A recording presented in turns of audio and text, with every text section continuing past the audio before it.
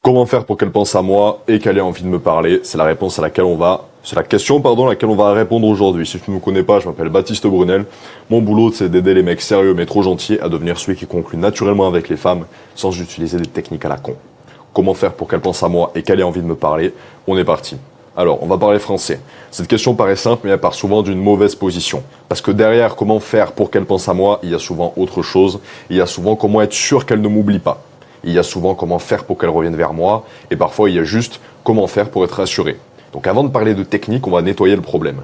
Tu peux pas forcer une femme à penser à toi. Tu peux seulement devenir le genre d'homme qui laisse une trace. Et c'est pas du tout la même chose, c'est moins sexy. Et forcément, forcer, c'est essayer de contrôler ce qu'elle ressent. Laisser une trace, c'est créer quelque chose qu'elle n'a pas envie d'effacer. Déjà, comprends une chose, elle ne pense pas à toi parce que tu lui écris souvent. Elle pense à toi parce que tu représentes quelque chose. Le mec gentil qui répond vite, elle connaît, il y en a plein. Le mec qui relance dès que la conversation baisse, elle connaît. Le mec qui fait semblant d'être occupé pour créer du manque, elle connaît aussi, hein, t'es pas tout seul. Et sincèrement, c'est rarement crédible. La plupart des hommes essaient d'être présents dans sa vie, mais très peu savent être présents dans son esprit.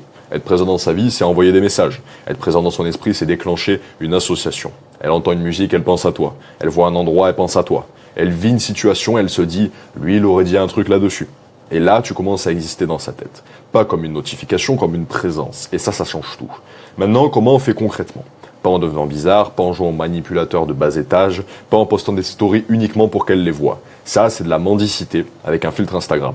Première règle, tu dois avoir une vie lisible. Une femme doit sentir que tu vas quelque part, même si tu n'es pas encore arrivé. Parce qu'un homme sans direction donne une sensation de vide. Et dans le vide, on ne s'accroche pas longtemps. Si tout ce que tu fais tourne autour d'elle, elle le sent, même si tu ne le dis pas. Ça se voit dans ton rythme de réponse, ça se voit dans tes questions, ça se voit dans ta façon de chercher son approbation. Et là, tu perds en tension. Pas parce que t'es gentil, mais parce que t'es trop disponible émotionnellement. Deuxième règle, créer des moments, pas un fil de discussion mort. La conversation ne doit pas ressembler à un service après-vente. Coucou, ça va? Tu fais quoi? Ta journée s'est bien passée? On s'en branle. Ah, c'est joli, c'est propre, c'est mort. Tu peux pas seulement en discuter. Tu veux créer une petite empreinte émotionnelle. Un truc léger, précis qui donne envie de répondre. Exemple simple. Au lieu d'envoyer ça va, tu peux envoyer autre chose. Je viens de voir un truc qui m'a fait penser à toi. Simple, naturel, ça ouvre la boucle. Elle va vouloir savoir qu'est-ce qui t'a fait penser à elle. Mais attention, si derrière tu balances un compliment fade, tu t'écroules. Pas t'es différente des autres. Pas t'as une énergie spéciale. Pas une phrase parfum vanille trouvée sur TikTok. Tu dois être concret. T'as ce mélange bizarre entre une fille calme et emmerdeuse professionnelle. Et là, il y a quelque chose. C'est personnalisé, c'est léger, c'est joueur, et surtout, c'est pas une demande. Tu ne demandes pas son attention, tu poses une présence. Troisième règle, tu dois accepter de ne pas remplir toutes les cases. Je sais, c'est inconfortable. Quand elle répond moins, tu veux relancer. Quand elle est froide, tu veux réparer. Quand elle met du temps, tu veux comprendre. Et là, ton cerveau devient un commissariat central. Tu analyses le vu, l'heure, la ponctuation, le moindre changement de ton. Et sincèrement, t'es pas en train de séduire. T'es en train de paniquer de façon quand même assez propre.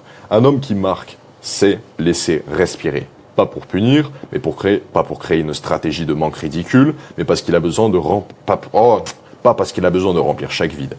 Il a une vie, il a un axe, il a autre chose à faire que surveiller une bulle de réponse. Et paradoxalement, c'est ça qui donne envie de revenir.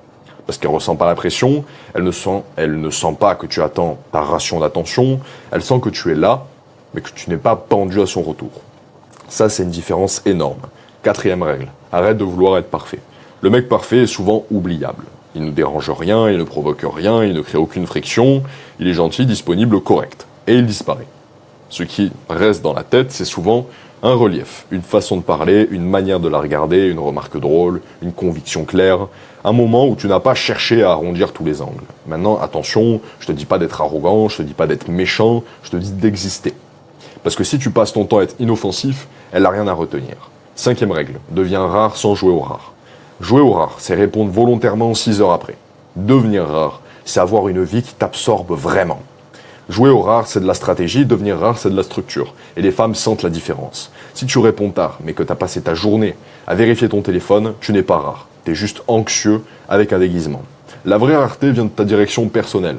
Tu travailles, tu avances, tu fais du sport, tu construis quelque chose, et quand tu viens lui parler, tu arrives chargé de vie, pas chargé de besoins. Une femme a envie de parler à un homme qui apporte une énergie, pas à un homme qui vient chercher son oxygène.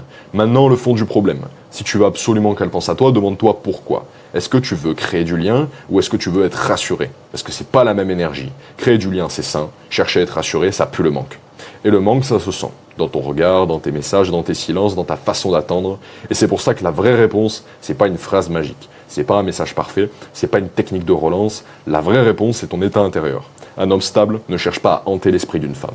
Il vit de façon à être difficile à remplacer. Il est clair, il est vivant, il est présent, et il n'a pas besoin de supplier la connexion. C'est exactement ce qu'on travaille avec l'ascendant masculin.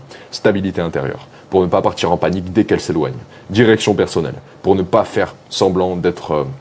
pour ne pas faire d'elle, le centre de ta vie. Et présence réelle, pour qu'elle sente vraiment qui tu es, quand tu es là, qu'elle sente l'homme.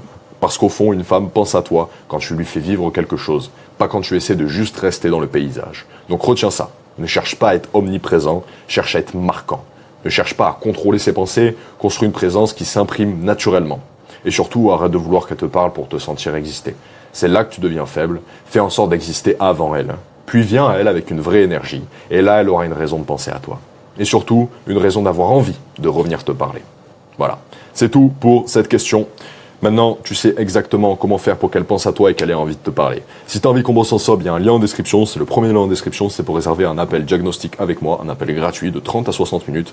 On va échanger sur ta situation, sur tes objectifs. Je vais concrètement analyser, voir si tu corresponds au profil d'homme que j'accompagne. Et si c'est le cas, je te proposerai une solution adaptée à ton cas. Voilà, c'est tout pour aujourd'hui. C'était Baptiste Brunel. Ciao, ciao.